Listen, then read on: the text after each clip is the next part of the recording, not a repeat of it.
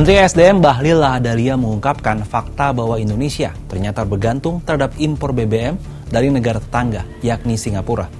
Bahkan Bahlil mengklaim kalau ada pihak-pihak yang sengaja melakukan hal ini demi meraup keuntungan besar. Bagaimana sih duduk perkaranya?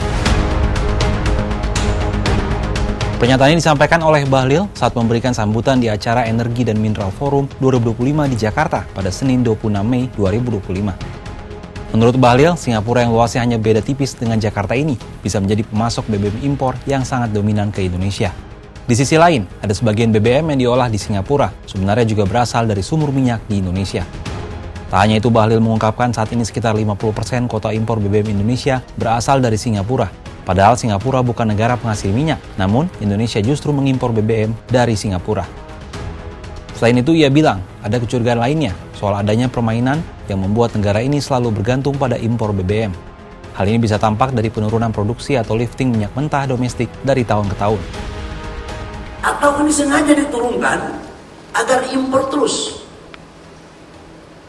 Bapak Ibu semua, saya jujur mengatakan, demi Allah, menurut saya, ini ada unsur kesengajaan by design. Dan untuk mengamankan perintah Presiden Pak Prabowo dan untuk Ibu Pertiwi, sejengkal pun saya tidak mundur untuk menghadapi orang-orang yang seperti ini. Pernyataan Bahlil ini pun menimbulkan pertanyaan, mengapa Indonesia dengan kekayaan alam yang melimpah justru bergantung terhadap impor BBM dari Singapura? Mengutip data yang dirilis Lembaga Informasi Energi milik pemerintah Amerika Serikat atau AS, Energy Information Administration atau IEA, kapasitas kilang minyak di Singapura mencapai lebih dari 1,5 juta barel per hari. Setidaknya ada 3 kilang minyak besar yang beroperasi di Singapura. Ketiganya yakni Shell Pulau Bukom Refinery dengan kapasitas 500.000 barel per hari, ExxonMobil Jurong Island Refinery dengan kapasitas 605.000 barel per hari, dan SRC Jurong Island Refinery berkapasitas 290.000 barel per hari.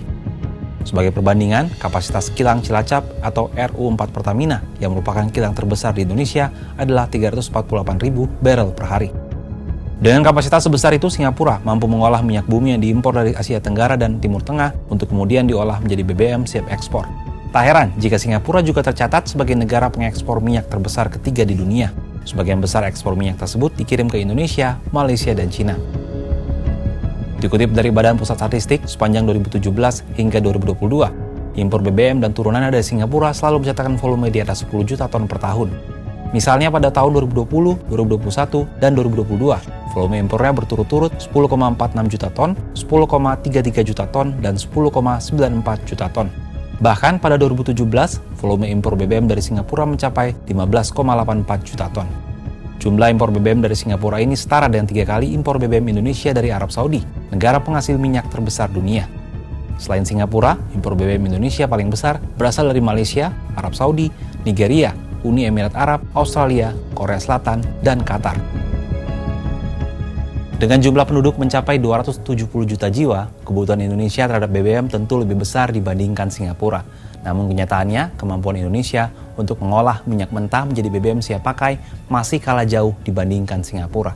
Tak heran, Indonesia mengimpor BBM dari Singapura untuk memenuhi kebutuhan dalam negeri. Kalau menurut Sobat Kompas, apa tanggapannya terkait fakta yang disampaikan oleh Menteri SDM Bahlil Lahadalia ini?